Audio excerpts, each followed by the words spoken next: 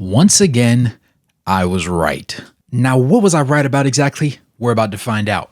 Thanks for tuning in this video. It's your boy Wraith Hoops. Go ahead and smash that like button, subscribe, and turn on post notifications if you like NBA basketball. Let's go ahead and get into this thing.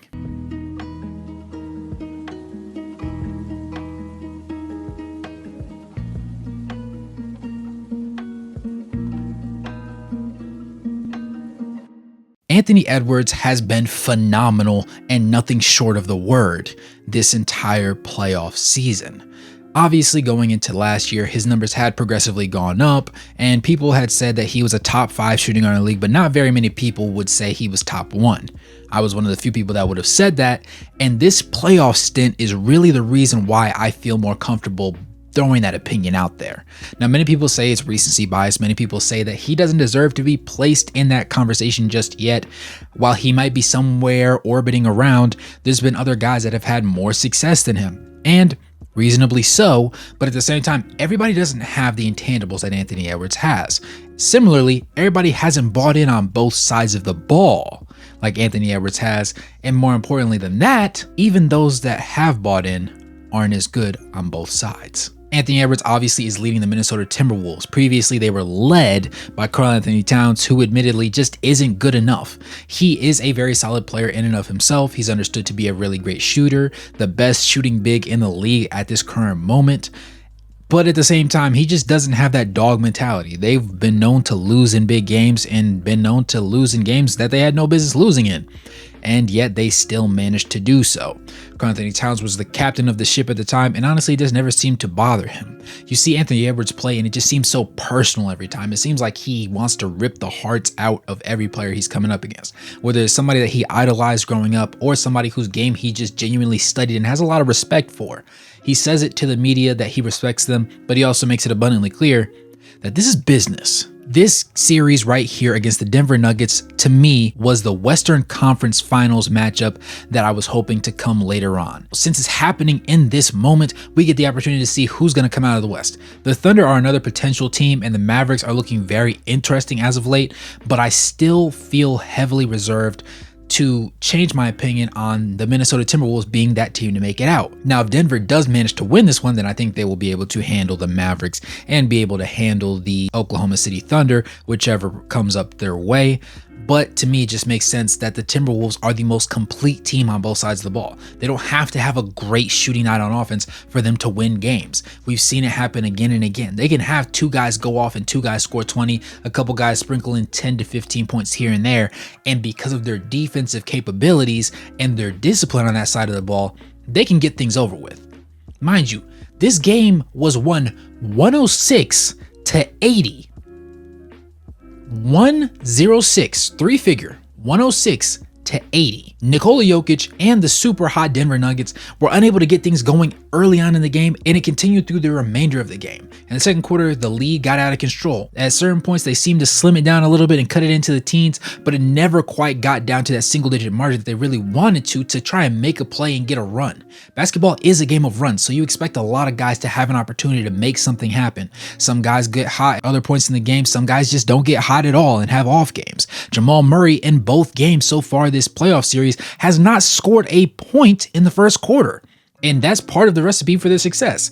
Now, obviously, in the first half of the previous game, he ended up not scoring at all and actually got things going in the second half. But in this game, he didn't score until about halfway through that second quarter. By that time, though, it was too late in this game and things never got easier. Anthony Edwards ended up scoring 11 of 17 buckets and was 1 for 4 from 3, 4 of 7 from the free throw line, but also poured in 2 rebounds, 7 assists, 2 steals, and a team-leading 4 turnovers, which was slightly an issue, but overall not bad from the ways that he came across getting them.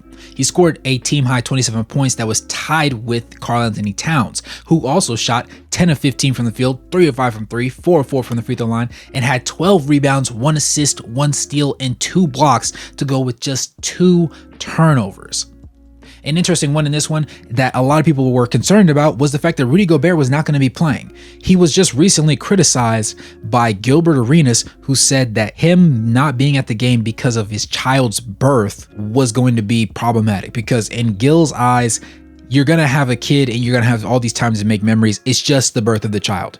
To me, I don't see it that way. Your child is only born once. It's important to be there in the moment. And the Timberwolves paid him back for doing that. He wanted to spend time with his kid, his newborn child, and Anthony Edwards, Karl-Anthony Towns and company took care of business in his absence in ways that most people never could have imagined. And the key part of it actually ended up being Kyle Anderson. Now, yes, this team has a lot of switchability. Yes, they have the ability to get a lot of things done. But Kyle Anderson had that man Jamal Murray in a straitjacket tonight. He was shooting 3 of 8 from the field in his 26 minutes, which wasn't great. He missed the 1 3 that he took, but he also had 7 offensive rebounds, 9 rebounds total, and he had 8 assists, 2 steals, a block, and just 2 turnovers. The man only scored 6 points and had a box score plus minus of a positive 13. Combine that with Jaden McDaniels, who also had a poor shooting night, going 2 of 7 from the field in 26 minutes, 0 of 1 from 3 and 1 of 2 from the free throw line. He also poured in 2 rebounds, 3 assists, 2 steals, a block, and just 1 turnover, but also had a team leading 5 personal fouls. And while only scoring 5 points, he had the highest box score plus minus at a positive 26. You can't make this stuff up. These guys were on a tear. Now, the important thing about Kyle Anderson is he did a lot of things right. Now, I said obviously he was guarding Jamal Murray, and so that was a big reason why Jamal Murray was given a lot of trouble early on in this one. For reference, Jamal Murray in 35, almost 36 minutes, shot 3 of 18 from the field, 0 of 4 from 3, 2 of 2 from the free throw line, had 13 rebounds, 2 assists, 2 steals, 1 block, and 4 turnovers. He scored 8 points and had a box score plus minus of a negative 16. There was only 3 people that had a comparable box score plus minus to him, and it was Jokic, who was 5 of 13, missed the 1 3 that he took, was 6 of 6 from the free throw line, had 16 monster rebounds, 6 of them being offensive, to go along with 8 assists, 1 block, and 4 turnovers, scoring 16 points and having an equally bad negative 16 box score plus minus, who was outpaced by Michael Porter Jr., who played 40 minutes and shot 4 of 12 from the field, 1 of 7 from 3, and had 5 rebounds, 2 assists, 1 steal, 1 block, and 4 turnovers, scoring 9 points and having a box score plus minus of a negative 21. But it gets worse, because the worst player from a box score plus minus standpoint ended up being Aaron Gordon, the man who shot the highest field goal percentage out of the starters.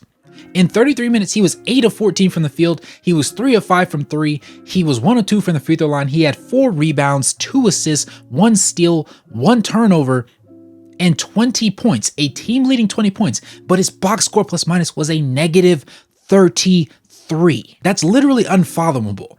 And their bench couldn't pour anything in. Kentavious Caldwell-Pope was the other starter, but he was 2 of 6 from the field, missed both of his threes, had 3 boards, 1 steal, and 1 turnover and 4 personal fouls, scoring 4 points and having a box score plus minus of a negative 12. From the bench standpoint, you had Reggie Jackson playing 10 minutes before he went out with injury and got taken to the locker room, shooting 1 of 6 from the field. You had Christian Brown going 1 of 2 from the field. You had Justin Holiday, surprisingly enough, going 4 of 6 from the field, 4 of 5 from 3, being the only double-digit scorer off of the bench and one of only 3 double-digit scorers for the team on the game. They, as a team, shot 29 for 83, which was 34.9% from the field. They were 9 of 30 from 3, which was 30%. And this is compared to the Timberwolves 42 for 84 from the field, which works out to 50%. They were 13 of 33 from the 3-point range, which is 39.4%. They were on a tear, and they did not stop at anything to get the job done. The most interesting part is the fact that the Timberwolves were outpaced by the Denver Nuggets in rebounding, offensively at least. From the offensive rebound standpoint, they got out-rebounded 18-10 in that department. Defensively, they both had 32, which put the Timberwolves behind the Nuggets overall with 42 rebounds to the Denver Nuggets 50, but they outpaced them with assists 28-16. Steals, they had 11 to Denver's 6. Blocks, they had 12 to Denver's 6. And turnovers, they had 12 to Denver's 16. And this was all without Rudy Gobert even touching the court tonight. He was only there in spirit. Usually, I'm not one to go ahead and look over highlight tapes to sit there and assume and understand what exactly happened in the game, because we all saw it for our own eyes. But I will be doing a separate video specifically detailing what worked and what happened in these plays that allowed the Timberwolves to take such a commanding lead in this game and close it out without one of their key players, and quite honestly, the most important piece to their defense. But to sum things up, Guys stepped up where they needed to for the Timberwolves. You had Jaden McDaniels playing lockdown defense, even though he had a poor shooting night. You had Kyle Anderson eating the glass alive, playmaking, and playing elite defense on one Jamal Murray and having the switchability to play over screens and fight through them. You had Karl-Anthony Towns being pretty decent on defense, not getting in too much foul trouble, though he did end the game with 4 fouls compared to his 5 last game. He shot really great from the field. He gave them some floor spacing, and he also rebounded the ball really well. You had Anthony Edwards just being Ant, going out and getting a bucket, even backing down Kentavious Caldwell-Pope to spin into a double team and hit the shot on Michael Porter Jr. to the tune of 27 points, where he also had 7 assists, being a great distributor of the ball. He did have some turnovers, but it was a good night for him. You had Mike Conley also not doing too much from a shot making standpoint, but also spreading the ball around where it needed to go. Off the bench, Naz Reid couldn't replicate the success that he had the previous night, but he was still 4 of 8 from 3. He also had 5 rebounds and a total of 14 points. Nickeil Alexander-Walker was the best bench piece to play by a little bit of a margin. He was 5 of 9 from the field, 4 of 7 from 3. He ended up grabbing 6 boards, had 1 assist, and 3 blocks to go along with just 1 turnover and 1 personal foul, scoring 14 points just like Naz Reid, who, by the way, led the team with blocks with 4. The man was on a tear. Guarding up and locking Jokic down without fouling is something that cannot be overstated. And for the fact that he played 29 minutes and only managed 1 foul during that period of time just attests to how great of a night he had. All in all, I don't want to hype the Timberwolves heads up too much because, again, the series is not over yet, and it is still possible that if any team could come back and make it a series, the Denver Nuggets can. They out-execute almost every team in any game, especially in the second half. We saw against the Lakers, they went down early in a lot of their games, and the Lakers actually led for the majority of their games minutes, but down the stretch, the Denver Nuggets got what needed to be done, and were able to close the games out. The Timberwolves are more disciplined than the Lakers. They have better defensive personnel than the Lakers. They're more efficient, and they have a killer in Anthony Edwards.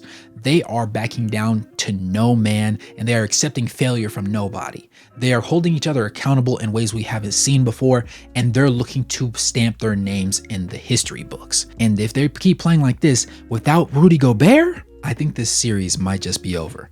I was generous and I said that the Timberwolves might get a gentleman's sweep, and I even backed it up a little bit before the series started and said that they could end up closing it out in 6 games. Because I saw them stealing a game at home. I didn't think it was going to be the first game. I thought it was going to be the second game. But when they stole the first one at home, I was like, okay, Denver's going to get back, because it wasn't a landslide. But they landslided the Denver Nuggets in this one in the second game where Denver needed this win. Denver has home court advantage like no other team in the NBA realistically, because they have the advantage of playing at such a high altitude. It's hard for other players to adjust. But the Minnesota Timberwolves came in there like it was nothing, handled business 2 times, and then they're going to go back to Minnesota and they're going to do it again twice. I don't see a situation where the Denver Nuggets are able to stop them. I think there are certain schemes that can make the games closer, but if they get down super bad early like they did in this one, then I don't think there's any world where they have the opportunity to make it a game and possibly steal one on the road to come back into Denver and try and do it again. They're down 0-2, and with no home court advantage, this one might just be over. But you guys let me know what you think in the comments below. As always, it's your boy Ray Thoops. Go ahead and smash that like button, subscribe, and turn on post notifications, or become a member and drop a super chat to help support the content. As always, good morning, good evening, and good night, no matter where you're on the globe watching. Thanks for tuning in, and I'll catch you guys in the next one. Peace.